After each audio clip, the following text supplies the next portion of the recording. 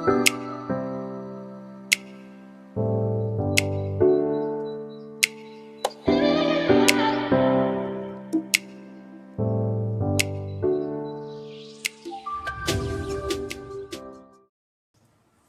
स्वागत है आप सबका आपके अपनी चैनल साइंस की कक्षा में। ठीक है, तो भाई आज का ये है चौथा वीडियो। तो आप सब भाई वो अच्छे होंगे। तो आपको करना क्या है भाई, लेक्चर में आज हम लोग भाई पढ़ने वाले हैं Coulomb's law and in vector form. ठीक है, तो पिछले लेक्चर में भाई हमने क्या पढ़ा था, हमने पढ़ा था कूलॉम्स लॉ और फिर हमने ये समझा था कि इसमें डायरेक्ट बेसिकली कांस्टेंट यानी कूलॉम कांस्टेंट का मतलब क्या होता है। ठीक है, तो आज के लेक्चर में बेसिकली हमको समझना है कि Coulomb's law in vector form. ठीक है, आप बहुत ध्यान समझो। आप सभी को पता है कि भाई बेसिकली कूलॉम्स लॉ जो होता है बेसिकली वो फोर्सेस के मैग्नीट्यूड के बारे में बताता है हम सबको। ठीक है, तो जैसा कि आप सब जानते हो, आपने क्लास छोटी क्लासेस में पढ़ा होगा या आपने 11वीं क्लास में पढ़ रखा होगा कि force is a vector quantity. सही बात है। और अगर हमें फोर्स को बताना है तो हमें फोर्स के सिर्फ मैग्नीट्यूड को नहीं बताना होगा, हमें साथ साथ वो किस डायरेक्शन में लग रहा है यानी अप्लाई हो रहा है। ठीक है, हमें वो भी चाहिए। तो इसीलिए भैया हम क्या पढ़ रहे हैं, हम लोग एक टॉपिक पढ़ रहे हैं कि Coulomb's law in vector form. ठीक है, तो अब बहुत ध्यान से इस टॉपिक को समझेंगे। तो भाई आराम से नोट्स की कॉपी निकालो, है ना, सामने अपनी टेक्स्ट बुक रखो और स्क्रीन में नजरें गड़ाकर भैया आराम से देखना स्टार्ट करो। ठीक है, तो भैया लेट्स सपोज दैट हमने कूलॉम्स लॉ में क्या पढ़ा था, आपने पढ़ा था कि अगर भैया दो चार्जेस Q1 एंड Q2 एक दूसरे से let's suppose that r distance दूरी पे रखे हुए हैं। ठीक है, तो उनके बीच में लगने वाला फोर्स क्या होता है, वो होता है F is equals to K Q1 Q2 upon R²। सही बात है, यही हमने पढ़ा था। अब आप बहुत ध्यान समझो कि मेरा एक क्वेश्चन है कि ये Q1 जो चार्ज है वो इस Q2 चार्ज पर एक फोर्स लगा रहा होगा। लेट्स सपोज दैट हम मानते हैं कि दोनों ही हमारे क्या है, पॉजिटिव चार्जेस हैं। ठीक है, तो हम यहां पर एक कंडीशन रखते हैं कि if Q1 and Q2 is greater than 0, Q1 and Q2 is greater than 0 होने का क्या मतलब, ये मैंने आपको पिछले ही वीडियो में बताया था। ठीक है, इसका मतलब है कि Q1 और Q2 दोनों ही क्या है, पॉजिटिव वैल्यूज हैं। सही बात है। तो अब आप बहुत ध्यान से देखना कि अगर दोनों के दोनों ही पॉजिटिव चार्जेस हैं तो like charges ripple each other, ये भी बात हम जानते हैं।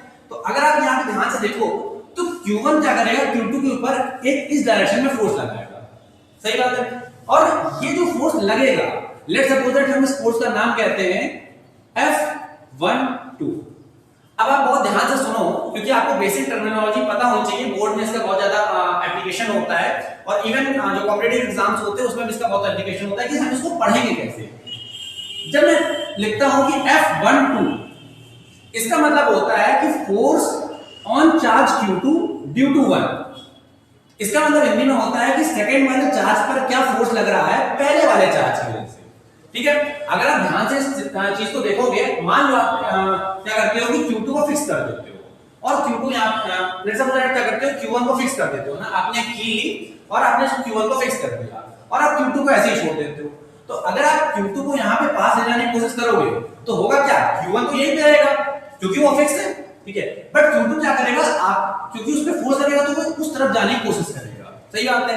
तो इसी वजह से भाई जब मैं यहां पे रिप्रेजेंटेशन लिखता हूं कि F12, दैट मींस इसका मतलब है कि Q2 पे कितना फोर्स लग रहा है, Q1 चार्ज की वजह से। ठीक है, अब इसी तरीके से सेम एज दैट क्या होता है, ये Q2 वाला जो चार्ज है ये भी क्या लगाएगा, Q1 पे एक फोर्स लगाएगा अपोजिट डायरेक्शन में। वो क्या लगाएगा, वो लगाएगा F21। ठीक है, अब इसका क्या मतलब है, इसको हम कैसे पढ़ेंगे, इसको हम पढ़ेंगे force on charge 1 due to Q।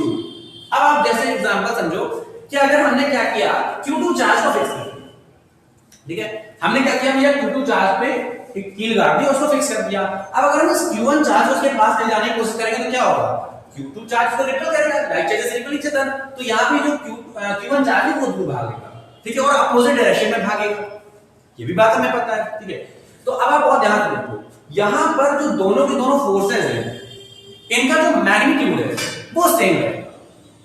अब ये क्या बात है, सेम क्यों रहेगा, अगर आपको थोड़ा सा याद आ रहा हो तो आपने क्लास 11 में न्यूटन लॉज ऑफ मोशन पढ़ा था।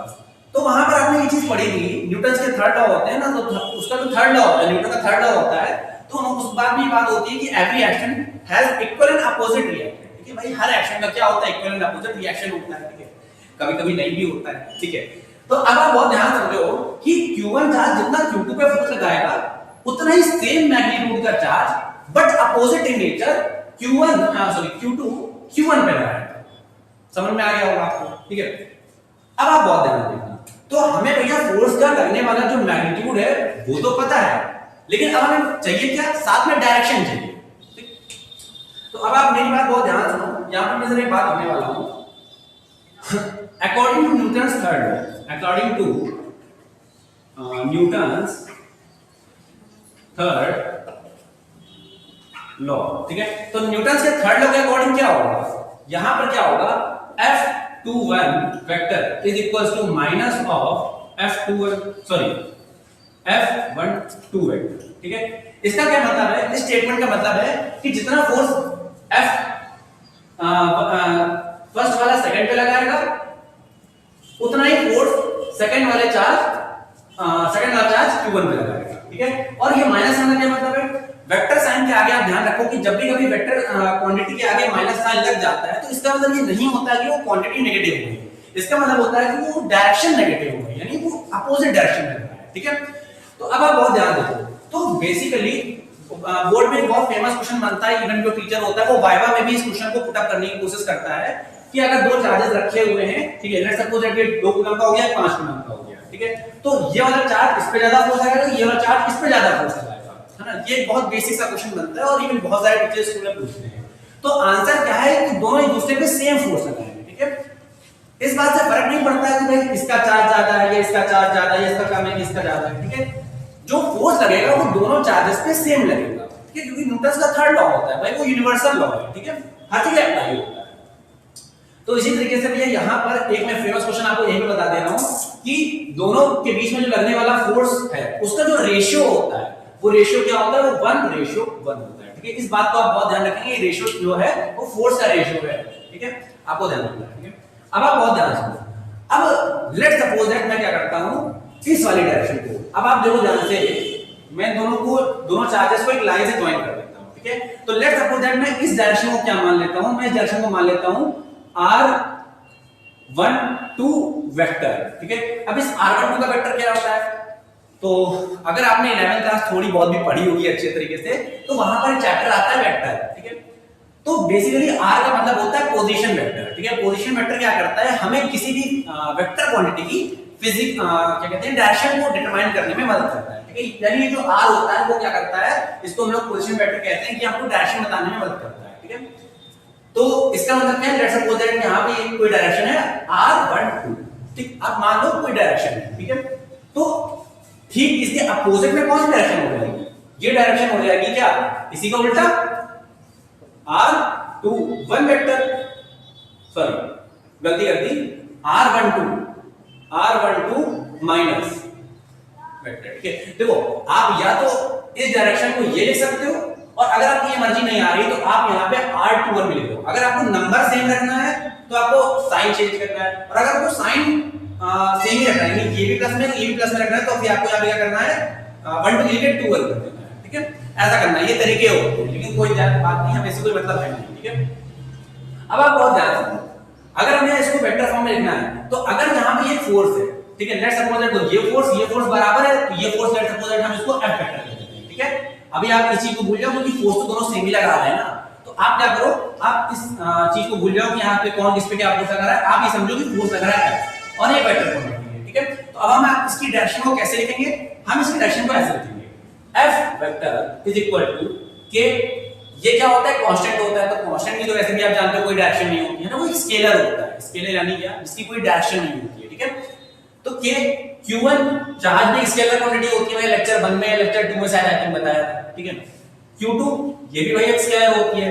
अब देखो यहाँ पे ये जो डिस्टेंस है, सॉरी, तो आप सुनना, अब यहाँ पे जो डिस्टेंस है R, ये वेक्टर क्वांटिटी, ठीक है भाई। दो पॉइंट्स को ज्वाइन करने वाली जो सबसे स्ट्रेट लाइन होगी वो तो डिस्प्लेसमेंट होगी ना, और displacement is a vector quantity, अगर आपने क्लास 11 में पढ़ रखा हो तो, ठीक है, ठीक है। 11th में सब कुछ पढ़ रखा है, 12th में क्या पढ़ा, ठीक है, समझो यहाँ पे, तो बहुत ध्यान सुनना। तो यहाँ पर बेसिकली क्या हो जाएगा, ये हो जाएगा R वेक्टर, ठीक है, R वेक्टर का स्क्वायर, ठीक है। अब यहाँ पे डायरेक्शन की जरूरी है, तो हम लोग यहाँ पे डायरेक्शन क्या लिखेंगे, अब देखो अगर हम यहाँ पे 2-1 वाले फोर्स की बात करेंगे, लेट्स सपोज हम यहाँ पे बात कर रहे हैं 2-1 वाले फोर्स, इसका मतलब क्या है कि force on first due to 2, यानी दूसरा वाला चार्ज पहले लेग पे कितना फोर्स लगा रहा है, ठीक है। तो देखो ये हो जाएगा r का स्क्वायर, ठीक है। अब आप ध्यान समझो कि यहाँ पर बेसिकली हम लोग क्या लगाने वाले हैं, यहाँ पर हम लोग लगाने वाले हैं डायरेक्शन, और जब भी हम लोग डायरेक्शन दिखाते हैं तो क्लास 11 में क्या होता है कि वेक्टर हम लोग क्या लगाते हैं, उसके ऊपर यूनिट वेक्टर लगाते हैं ना, एक कैप लगाते हैं। तो यहाँ पे आपको लिखना क्या है r, और यहाँ पे क्या है 1 2 कैप, ठीक है। और यहाँ पे आपको लिखना है मॉड। इस मॉड का मतलब क्या होता है, ये मैंने इसके ऊपर डंडे क्यों लगा दिए, इस डंडे का बेसिकली मतलब होता है कि आप इन दोनों के बीच की डिस्टेंस यानी सिर्फ मैग्नीट्यूड देने वाले हो। और ये क्या होता है, इसका क्या मतलब होता है, इसका मतलब होता है कि आप ये फोर्स इस डायरेक्शन में लग रहा है, आप ये बता रहे हो, ठीक है। तो देखो ये चीज तो सेम ही है, ये जो चीज लिखी हुई है, ठीक है। और इस चीज का मतलब क्या है, ये चीज डायरेक्शन दिखा रही है, यानी देखो ये हो गया मैग्नीट्यूड। अब आप बहुत ध्यान समझना है ना, यही चीज इंपॉर्टेंट है ना। देखो ये चीज, ये पूरी चीज क्या हो गई मैग्नीट्यूड, आई होप आपको ये ग्रीन पेन दिख रहा होगा, ठीक है। और ये पूरी चीज क्या हो गई, ये हो गई डायरेक्शन। आई होप आपको ये बात समझ में आ गई होगी कि ये चीज मैग्नीट्यूड का काम कर रही है, ये डायरेक्शन का काम कर रही है, ठीक है। और मैग्नीट्यूड प्लस डायरेक्शन दोनों मिलाकर ही क्या बनता है भाई, वेक्टर क्वांटिटी बनती है, ठीक है। फोर्स जो कि हमारी वेक्टर क्वांटिटी ऑलरेडी हम ये बात जानते हैं, ठीक है। तो आपको ये बात समझ में आ गई होगी, ठीक है। इसी तरीके अगर हमको क्या करना हो, ये तो भाई हमने क्या निकाला, F force on first due to 2 निकाला, यानी सेकंड वाला फर्स्ट में कितना फोर्स लगा रहा है। अगर हमको ये निकालना हो F21, तो हम क्या करेंगे, आप देखो ना क्या करते हैं। तो अभी मैं यहाँ पे क्या कर रहा हूँ, यहाँ पे आई होप आपको दिख रहा होगा, ठीक है। जब मैं काम करता हूँ ऊपर लिख देता हूँ ना, ऊपर थोड़ा ठीक रहेगा। तो अभी आप यहाँ पे बात ध्यान समझो कि मैं यहाँ पे लिख रहा हूँ, मैं काम करता हूँ यही लिख देता हूँ, ठीक है। तो यहाँ पर भाई बेसिकली क्या है समझना आप जरा, अगर मैं लिखूंगा F12 तो इसको मैं कैसे लिखूंगा, यहाँ पे देखो k तो k ही रहेगा, k तो दोनों के लिए सेम रहेगा, सही बात है। Q1 ये भी सेम है, Q2 ये भी सेम है। देखो डिस्टेंस तो अभी भी सेम है ना दोनों चार्जेस के लिए, ठीक है। तो यहाँ पे हम क्या लिखेंगे r वेक्टर का मॉड लगा के स्क्वायर। देखो जब भी मैं r वेक्टर लगा के मॉड लगा के स्क्वायर करता हूँ, इसका मतलब क्या है कि हमें दो चार्जेस के बीच की बस डिस्टेंस लेनी है, और वो भी शॉर्टेस्ट डिस्टेंस, यानी जो स्ट्रेट लाइन वाली डिस्टेंस होती है वही लेनी है, ठीक है। तो कंफ्यूज नहीं होना है, बस ये सेम। देखो इसको आप ऐसे लिखोगे ना, सिर्फ r स्क्वायर लिख दोगे ना, तब भी कोई दिक्कत नहीं है, ठीक है। मैं बता रहा हूँ कि किताबों में ये भी मॉडर्न तरीका होता है, लिखा रहता है, ठीक है। तो अब आप समझो यहाँ पर कि यहाँ क्या लिखें। अब यहाँ पे इंपॉर्टेंट है ये वाला चार्ज इस वाले चार्ज पे, देखो F ऑन 2 ड्यू टू 1, तो ये फर्स्ट वाला चार्ज सेकंड वाले चार्ज पे इस डायरेक्शन में फोर्स लगा रहा है। तो ये डायरेक्शन कौन सी है, R12। तो यहां पे आपको क्या लिखना है R12 का कैप, ठीक है। कैप को लगाते हैं, कैप का बेसिकली मतलब होता है यूनिट वेक्टर, ठीक है। जिन लोगों ने भी क्लास 11 में नहीं पढ़ रखी है तो चलो कोई बात नहीं, आप बस ये आप समझो कि ये डायरेक्शन को इंडिकेट करके काम करता है, ठीक है। इसके ऊपर टोपी लगाने का मतलब, टोपी लगाने का मतलब है कि डायरेक्शन को इंडिकेट करता है, ठीक है। बाकी कहीं पूछा नहीं जाएगा, बेफिक्र रहो, ठीक है।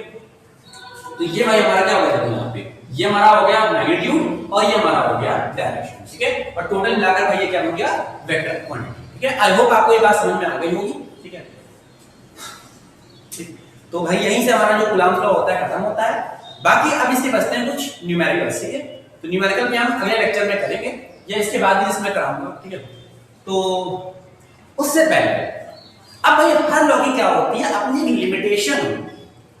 हर एक इंसान की भी अपनी एक लिमिटेशन होती है ना, कोई कुछ कर सकता है, कोई कुछ कर सकता है, कोई बहुत कुछ कर सकता है।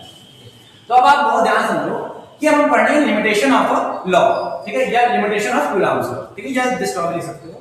तो बेसिकली इसकी लिमिटेशंस 3 होती हैं, ठीक है। बहुत ध्यान समझना, ठीक है। और ये एग्जाम में पूछी भी जाती है, ठीक है। Which of the following is incorrect statement, ऐसा सिंपल से क्वेश्चन में आपसे पूछी जा सकती है, ठीक है। तो आप बहुत ध्यान समझना इस चीज को, ठीक है। तो फर्स्ट लिमिटेशन क्या होती है, एक सेकंड में इसको ग्रीन पेन से लिखता हूं, सॉरी ब्लू पेन से, ठीक है। तो इसकी बेसिकली पहली लिमिटेशन होती है चार्जेस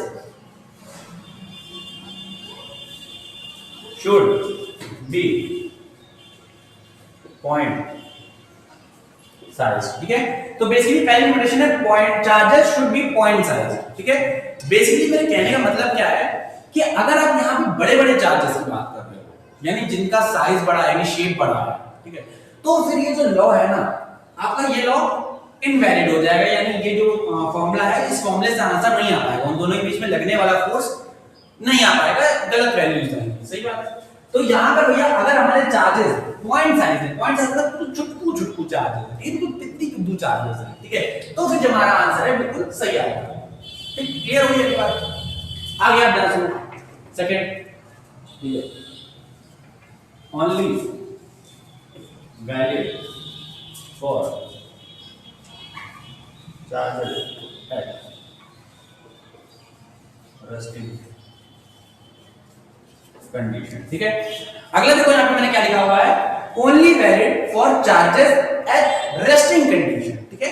इसका क्या मतलब है, इसका मतलब है कि ये लॉ तभी वैलिड है जब हमारे चार्जेस हैं वो रेस्टिंग कंडीशन में, सही बात है भाई। देखो अगर दो लोगों को एक दूसरे से या प्यार मोहब्बत करनी है या झगड़ा करनी है, ठीक है, तो अगर वो दोनों अपनी जगह टिके रहे तभी उनमें ये चीजें होना पॉसिबल है ना, पॉसिबिलिटी बनती है। अगर वो दोनों चल रहे हैं तो फिर ये पॉसिबिलिटी नहीं बन पाती है ना। वैसे इसका एग्जैक्टली रीजन है नहीं, मैं तो सिर्फ हंसी बता रहा था, ठीक है।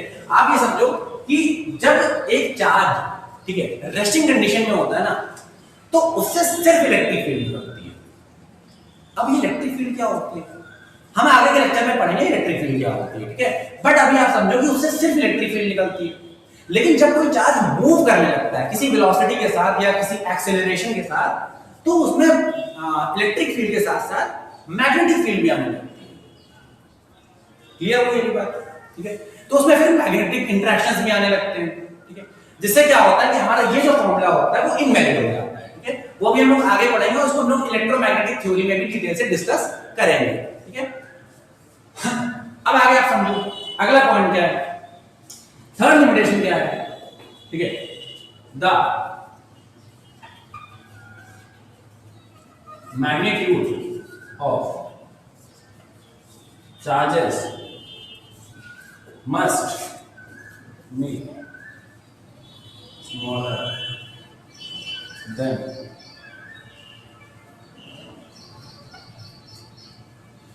सेपरेशन, ठीक है। तो देखो अगली लिमिटेशन क्या है कि the magnitude of charges must be smaller than separation, ठीक है।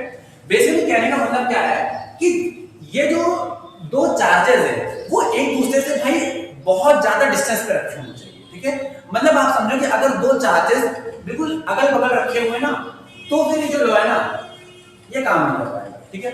और ऐसा भी नहीं कि सेपरेशन बहुत ज्यादा होनी चाहिए, ठीक है। जो चार्जेस का मैग्नीट्यूड है वो कभी भी उनके सेपरेशन से भैया क्या है ज्यादा नहीं होना चाहिए, ठीक है। लिखा हुआ है कि magnitude of charges must be smaller than separation, ठीक है। यानी दो चार्जेस एक दूसरे से जितनी दूरी पे रखे हुए हैं तो उस दूरी का जितना मैग्नीट्यूड है उस मैग्नीट्यूड से जो चार्जेस का मैग्नीट्यूड है वो क्या है हमेशा छोटा होना चाहिए, ठीक है। तभी जो ये लॉ होता है वो वैलिड होता है, ठीक है। क्या आपको बात समझ आ गई? अब ऐसा क्यों होता है इसके लिए हमको थोड़ा सा रिलेटिविस्टिक मैकेनिक्स में घुसना पड़ता है, ठीक है। स्पीड ऑफ लाइट की कहीं ना कहीं बात होने लगती है, ठीक है। वापस सिलेबस में नहीं है, आप बस आप ये समझो आपके लिए जरूरी वाला क्या है, ठीक है। देखो जरूरी तो आपके लिए तीनों ही है, लेकिन मैं आपसे कह रहा हूं कि ये जो है ना मोस्ट इंपोर्टेंट है और ये वाला फर्स्ट एंड सेकंड आपके लिए मोस्ट इंपोर्टेंट है। बाकी अगर थर्ड ना भी आप भूल जाओ ना तो भी कोई दिक्कत नहीं, ठीक है। तो भाई आई होप आपको ये सारी चीजें समझ में आ गई होंगी, ठीक है। अब हम क्या करेंगे, अब हम क्या करते हैं कि थोड़ा सा पहले इलेक्ट्रिक फील्ड का कांसेप्ट और प्रिंसिपल ऑफ सुपरपोजिशन पढ़ते हैं। क्या पढ़ा अभी हम लोगों ने पढ़ा Coulomb's law in vector form, ठीक है। तो फिर हमने भाई समझी उसकी कुछ लिमिटेशंस, ठीक है, कि भाई कहां पर वो वैलिड है कहां पर वो इनवैलिड है, ठीक है। तो भाई अब टॉपिक को हम आगे बढ़ाते हुए अब हम अपनी कहानी ले चलते हैं चैप्टर में law of superposition of forces, ठीक है। भाई बहुत इंपॉर्टेंट टॉपिक है इस चीज को समझने के लिए। मतलब अगर आप ये टॉपिक नहीं समझ पाए तो आप ये समझो कि आपसे चैप्टर के न्यूमेरिकल होने नहीं वाले, ठीक है। तो भाई आराम से भाई अपनी भाई नोट्स की कॉपी उठाओ और भाई यहाँ पे समझना टॉपिक को स्टार्ट करो, ठीक है। देखो भाई बेसिकली ये जो लॉ है कहता क्या है, ठीक है, एग्जाम में लिखने को नहीं आएगा बट इससे जो न्यूमेरिकल्स है वो जरूर आपके हर मतलब चैप्टर में इस्तेमाल होने वाले हैं, ठीक है। तो आप समझो कि law of superposition of forces क्या है, ठीक है। लेट्स सपोज दैट आप मान लो कि यहाँ पे आपके पास कई सारे फोर्स होते हैं, ठीक है, मतलब क्या है, चार्जेस है, ठीक है। तो आप समझो लेट्स सपोज दैट आपके पास चार्ज है यहाँ पर Q1, यहाँ पर आपके पास चार्ज है Q2, यहाँ पे आपके पास चार्ज है Q3, ठीक है, और यहाँ पर आपके पास चार्ज है एक Q4, ठीक है। अब अगर मैं आपसे ये कह रहा हूँ कि अब देखो सबका कुछ ना कुछ नेचर होगा, ठीक है, तो आप मान लो कि भैया सारे के सारे क्या है, पॉजिटिव चार्ज है, ठीक है। आपको एग्जांपल समझाने के लिए मैं सारे के सारे चार्जेस को कैसा ले रहा हूं, पॉजिटिव कंसीडर कर ले रहा हूं, ठीक है। तो आप ये मान के चलो कि भैया ये भी क्या है, प्लस का, ये भी प्लस का, ये भी प्लस का है ना, और ये भी प्लस का, ठीक है। तो अब आप बहुत ध्यान सुनिए, अब होगा क्या कि भाई लेट्स सपोज दैट यहां से ये r1 डिस्टेंस पर है ना, ये वाला चार्ज, ठीक, ये वाला चार्ज क्या है, r2 डिस्टेंस पर है, ठीक, ये वाला चार्ज इससे क्या है, r3 डिस्टेंस पर है, ठीक है। तो अब हमने बेसिक जो कूलम्ब्स में पढ़ रखा है तो उसके अकॉर्डिंग क्या होगा, ठीक है। अब आप बहुत ध्यान दोगे, देखो मैं अलग-अलग मार्कर पेन से बना रहा हूं तो आपको समझ में आएगा, ठीक है। तो ये वाला चार्ज क्या करेगा, इस पे क्या करेगा, एक फोर्स लगाएगा इस डायरेक्शन में, सही बात, ऐसे ही होगा। सिमिलरली क्या होगा, ये वाला जो चार्ज होगा वो इस वाले चार्ज पर क्या लगाएगा, फोर्स लगाएगा इस डायरेक्शन, बिल्कुल सही बात ना। ये वाला ध्यान रखना कि भैया जो फोर्सेस होते हैं बिल्कुल दोनों चार्जेस को ज्वाइन करने वाली लाइन के अलोंग ही लगते हैं, ठीक है, ये बात हमेशा ध्यान रखना, ठीक है। ऐसा नहीं कि चार्ज इधर है कि ये फोर्स कहीं इधर लगने लगेगा या इधर लगने लगेगा, ये फोर्स बिल्कुल ठीक इसके अपोजिट जाएगा, ठीक है। क्या बात आपको समझ में आ रही है, सही बात, ठीक है। अब आप बहुत ध्यान सुनना, ये जो Q3 वाला चार्ज है ये इस पे फोर्स कैसे लगाएगा, देखो इन दोनों को लाइन ज्वाइन कर रही है तो ये ऐसे फोर्स, सही बात, ठीक है। तो अब आप ये मान के चलो कि ये वाला चार्ज इस पे फोर्स लगा रहा है F1, ये वाला चार्ज इस पे फोर्स लगा रहा है F2, ये वाला चार्ज इस पे फोर्स लगा रहा है F3, ठीक। अगर यहाँ पे और भी चार्जेस होते तो हम और भी फोर्सेस को ऐड कर देंगे, ठीक है। अब मेरा आपसे क्वेश्चन बेसिकली ये है कि अगर कोई आपसे पूछे कि इस Q4 वाले चार्ज पर, इस Q4 वाले चार्ज पर टोटल चार्ज मतलब टोटल फोर्स कितना लग रहा है, ठीक है, रिजल्टेंट फोर्स कितना लग रहा है, तो आप इसको कैसे करेंगे, ठीक है। तो आई होप आपने क्लास 11th में, ठीक है, फिर से क्लास 11th का नाम बार-बार लेना नहीं चाह रहा हूं बट मैं आपको यहां पे सिखा दूंगा, ठीक है। आपने जरूर लॉ ऑफ वेक्टर एडिशन पढ़ा होगा, ठीक है। वहां पर आपने ये सीखा होगा कि अगर किसी पॉइंट पर दो या दो से ज्यादा फोर्सेस या कोई वेक्टर क्वांटिटीज एक्ट कर रही हैं तो हम उनको किस तरीके से रिजॉल्व कर देते हैं, ठीक है। तो यहां पर भी सेम ऐसे करना है, ठीक है।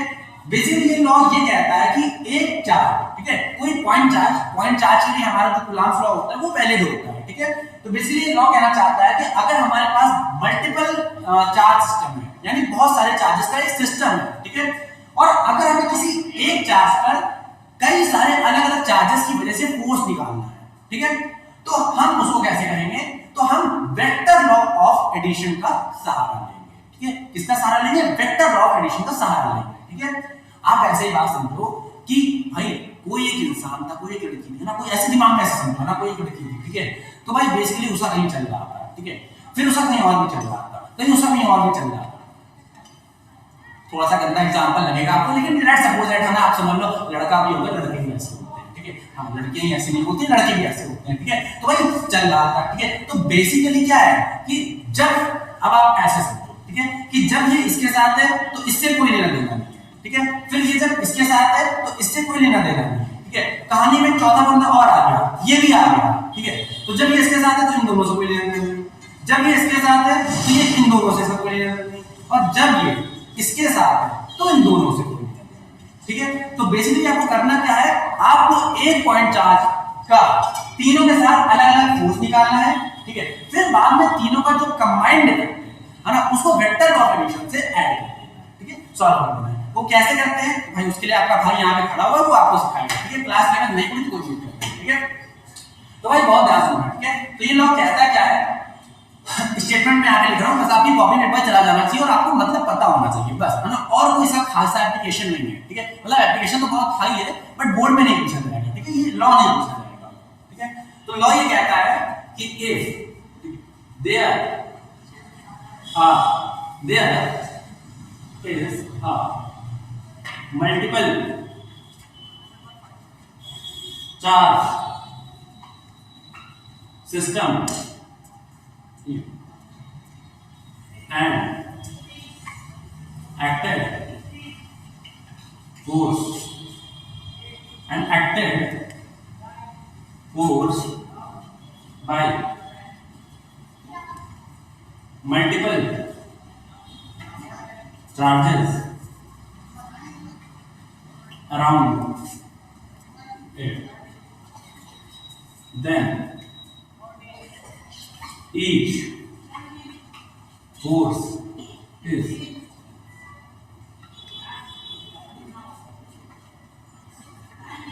independent by influence of other charge, ठीक है, and give and resultant, ठीक है। मैं जरा देख लेता हूं कैमरा में कि क्या ये स्लाइड आ रही है, ठीक है।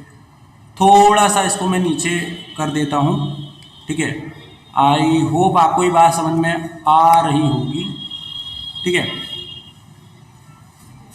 कैमरा थोड़ा सा सही नहीं है, ठीक है, बट आप यहाँ पर समझिए रिजल्टेंट लिखा हुआ है, ठीक है, ठीक है। अदर चार्ज, ठीक है, and resultant give by vector addition law, ठीक है।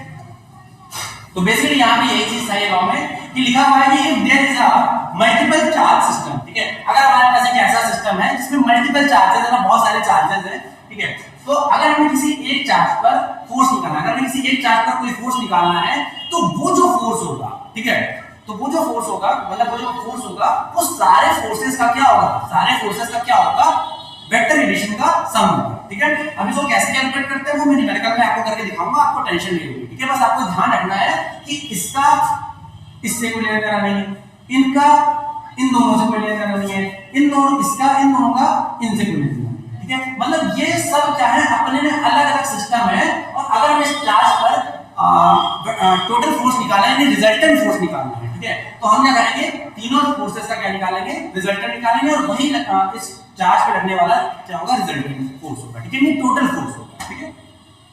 तो मैं न्यूमेरिकल करके दिखाऊंगा, आपको परेशानी नहीं होगी, ठीक है। अगला कोई हमारे पास कॉन्सेप्ट है, कॉन्सेप्ट ऑफ इलेक्ट्रिक फील्ड, ठीक है, बहुत इंपॉर्टेंट है, मतलब चैप्टर टिका ही इस पे हुआ है, और आगे के आने वाले 2 से 3 चैप्टर भी इस पॉइंट पर ही टिके हुए हैं, ठीक है। तो आपको इसको बहुत ध्यान से समझना है, ठीक है। बेसिकली क्या है कॉन्सेप्ट ऑफ इलेक्ट्रिक फील्ड, ठीक है। आप ऐसे समझो, है ना, थोड़ा सा मैं बात करता हूं, आप ऐसे समझो कि आप स्कूल से गए, ठीक है, आप मतलब स्कूल के लिए निकले, ठीक है, घर मतलब निकले स्कूल के लिए, ठीक है, घर से बिल्कुल मस्त की बाला बना के ना हीरो हीरो निकाल के आज भी रिश्तों तो बिल्कुल मतलब, ठीक है, खत्म ही कर देंगे, ठीक है, और आप निकले घर से, लेकिन स्कूल नहीं पहुंचे, है ना, रास्ते में मन बदल गया, आपके दोस्त ने कहा भाई चल घूम के आते हैं, और आप क्या हो गए, निकल गए, ठीक है। अब बेसिकली आपने स्कूल से क्या किया, बंद कर लिया, ठीक है, तो अब आप अपने दोस्त से क्या कहोगे कि भाई यार गाड़ी अपने एरिया में मत निकाल, है ना, अपने स्कूल के अगल बगल मत निकाल, गाड़ी को ले चल किधर, कहीं दूर, क्यों, क्योंकि बेसिकली क्या है कि आप भी जानते हो कि आपके पिता का आपके एरिया में क्या है, भौकाल बना हुआ है, ठीक है, इन्फ्लुएंस बना हुआ है, ठीक है, तो आप उस एरिया में जाने से डरोगे, ठीक है, आप उस एरिया में रहने से डरोगे, क्योंकि आप जानते हो कि आप पकड़े जाओगे तो ना, ठीक है। तो बेसिकली क्या है, इसी को हम लोग क्या कहते हैं, कॉन्सेप्ट ऑफ इलेक्ट्रिक फील्ड कहते हैं, ठीक है। आप ऐसे समझो कि भाई कोई चार्ज है, और एक चार्ज का क्या होता है, अगर कोई चार्ज रखा हुआ है, देखो हम लोग क्या पढ़ रहे हैं, हम लोग पढ़ रहे हैं इलेक्ट्रोस्टैटिक्स, ठीक है, और इलेक्ट्रोस्टैटिक्स का मतलब मैंने आपको पहले दिन बताया कि study of charges at rest, ठीक है। तो आप समझो कि अगर कोई चार्ज रखा हुआ है, तो उसके अगल बगल एक ऐसा रीजन होगा, एक ऐसा स्पेस होगा, एक ऐसा 3D स्पेस होगा, एक रीजन होगा, है ना, एक एरिया होगा, बेसिकली ना, वॉल्यूम होगा ना। अगर चार्ज ऐसे रखा है तो ऐसा बोलना कि इतने एरिया में होगा, ये तो पूरे 3D स्फीयर में होगा ना, हर जगह उसका क्या होगा, एक इन्फ्लुएंस होगा, एक प्रभाव होगा, ठीक है। तो उसी को हम लोग क्या कहते हैं, इलेक्ट्रिक फील्ड कहते हैं, ठीक है। बेसिकली इलेक्ट्रिक फील्ड क्या है, वो रीजन, ठीक है, या वो स्पेस जहां तक इलेक्ट्रिक फोर्सेस इन्फ्लुएंस हो पाती है, यानी फील हो पाती है, एक्सपीरियंस हो पाती है, ठीक है, उसी को हम लोग क्या कहते हैं, इलेक्ट्रिक फील्ड कहते हैं, ठीक है। बाकी इसका डिटेल कॉन्सेप्ट अभी हम लोग अगले वीडियो में जानेंगे, ठीक है। तब तक के लिए आप जरा समझो, ठीक है। तो बेसिकली है क्या, the region of 3D space around a charge where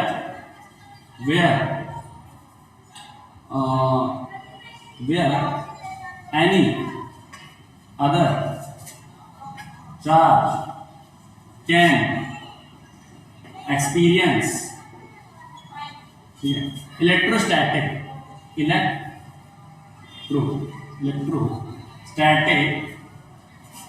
forces of electrostatic basically आपको इलेक्ट्रोस्टैटिक इंटरेक्शंस है ना, इतना लंबा चौड़ा करने की जरूरत नहीं है। इलेक्ट्रोस्टैटिक इंटरेक्शंस है ना, इंटरेक्शंस के अंदर तो इंटरेक्शंस पॉजिटिव भी हो सकते हैं, मतलब क्या कह सकते हैं, अट्रैक्टिव भी हो सकते हैं और रिपल्सिव भी हो सकते हैं, ठीक है। आप ये समझो इलेक्ट्रोस्टैटिक इंटरेक्शंस, ठीक है। तो बेसिकली क्या है कि भाई अगर कोई चार्ज हमारा यहाँ पे रखा हुआ है, लेट्स सपोज दैट मैं अभी डायग्राम बनाता हूं, लेट्स सपोज दैट हमारा यहाँ पे चार्ज रखा हुआ है प्लस, ठीक है। तो इसके अगल बगल है ना, इसके अगल बगल लेट्स सपोज दैट ये यहाँ पे इसका रीजन है ना। अब देखो ये रीजन इधर भी होगा, इधर भी होगा, इधर भी होगा, ठीक है। बट मैं इधर ही बना रहा हूँ क्योंकि यहाँ पे जगह थोड़ी हल्की सी कम है, ठीक है। तो ये क्या है, इसका एक रीजन है जहां तक क्या है कि भाई ये अपनी जो स्ट्रेंथ है, ठीक है, ये स्ट्रेंथ जो है अपनी दिखा सकता है। अगर हम यहाँ पर कोई चार्ज लेके आएंगे तो क्या करेगा, ये चार्ज को अट्रैक्ट कर लेगा या रिपेल कर लेगा, ठीक है। ये डिपेंड करेगा, ठीक है, कि उस चार्ज का नेचर क्या है, प्लस का है कि माइनस का है, ठीक है। लेकिन अगर हम इस चार्ज को यहाँ रखेंगे तो क्या होगा, इस पर कोई भी टाइप का फोर्स नहीं लगेगा, ठीक है। आप समझ गए। तो कॉन्सेप्ट ऑफ इलेक्ट्रिक फील्ड क्या है, इलेक्ट्रिक फील्ड क्या है, वो रीजन, ठीक है, देखो क्या लिखा हुआ है, वो रीजन या 3D स्पेस, ठीक है, एक चार्ज के अराउंड वो 3D स्पेस या रीजन जहां पे जो दूसरा चार्ज है वो क्या एक्सपीरियंस करता है, इलेक्ट्रोस्टैटिक इंटरेक्शंस को क्या करता है, एक्सपीरियंस करता है, ठीक है, यानी महसूस करता है। आई होप आपको ये टॉपिक समझ में आ गया होगा। बाकी हम डिटेल में इसके बारे में थोड़ा सा और आगे जानेंगे, ठीक है। तो ये टॉपिक एक्चुअली में मैंने थोड़ा सा गलत लिख दिया है, ठीक है, तो थोड़ा सा इसको इरेज करता हूं। इलेक्ट्रिक फील्ड इंटेंसिटी, ठीक है। टॉपिक का नाम है भैया इलेक्ट्रिक फील्ड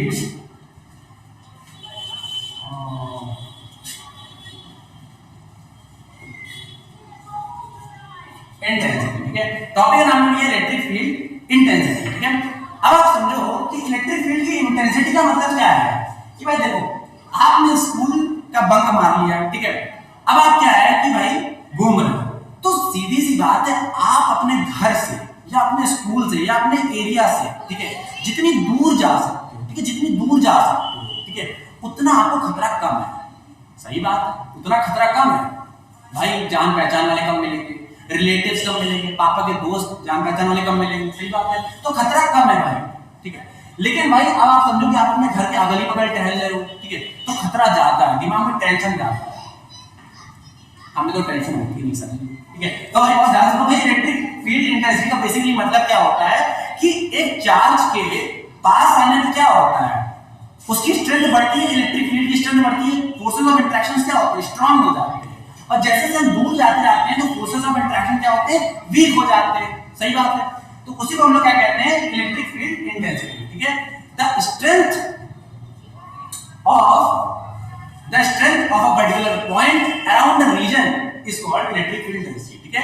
तो इलेक्ट्रिक फील्ड कि किसी एक पॉइंट पे कितनी स्ट्रेंथ है, ठीक है, कितनी स्ट्रेंथ को क्रिएट कर पा रहा है, कितने फोर्सेस ऑफ इंटरेक्शन स्ट्रांग है या वीक है, उसी को हम लोग क्या कहते हैं, इलेक्ट्रिक फील्ड इंटेंसिटी कहते हैं, ठीक है। आई होप आपको ये कॉन्सेप्ट बिल्कुल क्लियर हो गया होगा माइंड में, ठीक है। बाकी तो इसकी बचती है क्या, डेफिनेशन और इसका फॉर्मूला, ठीक है। तो आप बहुत ध्यान से समझना, ठीक है। तो इलेक्ट्रिक फील्ड बेसिकली क्या होती है, समझना,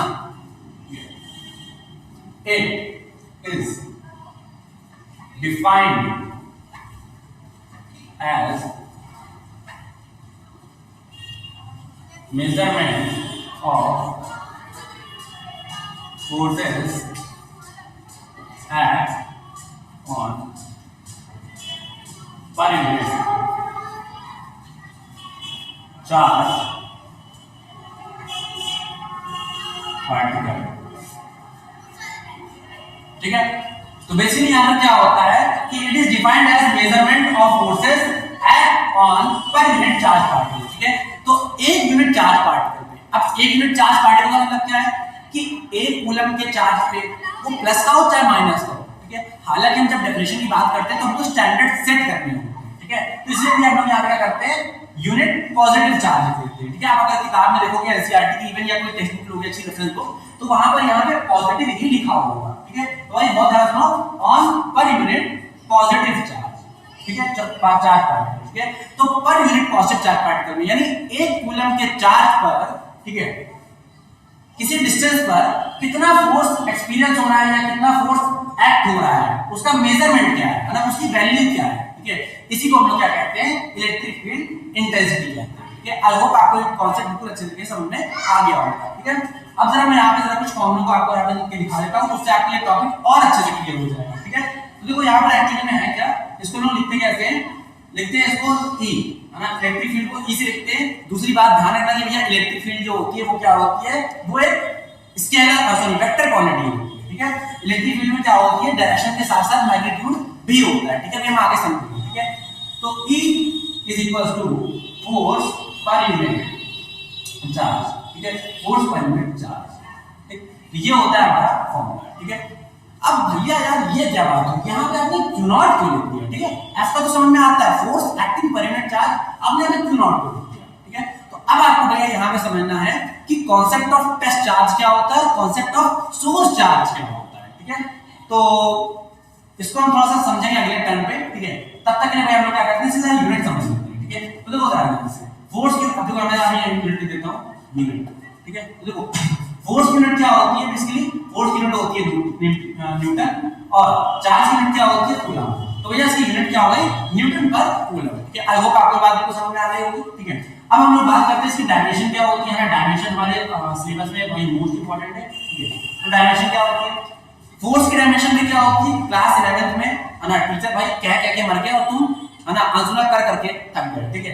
तो भैया यहाँ पे भैया जो फोर्स की यूनिट होती है वो क्या होती है, M/L/P-2, ठीक है।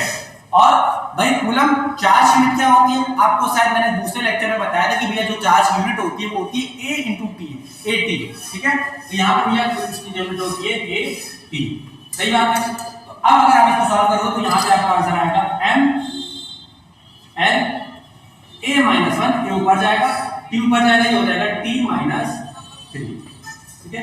तो ये हो गई आपकी क्या, डायमेंशन ऑफ इलेक्ट्रिक फील्ड, ठीक है। हो सकता है एग्जाम में आपके सामने आ जाए, ठीक है, एक नंबर में लिखने के लिए आ जाए, तो आपको इसको ध्यान रखना है, ठीक है। तो भाई आज के लिए भैया पूरा का पूरा कॉन्सेप्ट भैया ये आपके सामने है, ठीक है। वीडियो की स्ट्रेंथ भाई आई थिंक हो चुकी होगी 35 मिनट के अराउंड, ठीक है। तो भाई अब तक के लिए इतना ही, ठीक है। बाकी जितना भी भैया यहाँ पे पढ़ाया गया है, आप एक बार एनसीईआरटी उसको रीड करना, टेक्स्ट बुक से आप उसको रीड करना, रेफरेंस बुक अगर आपके पास है तो बहुत अच्छी बात है, ठीक है। नॉलेज ज्यादा ही मिलेगा, कम नहीं मिलेगा, ठीक है। बाकी भाई अगली वीडियो में हम कवर करेंगे, ठीक है। तब तक के लिए भैया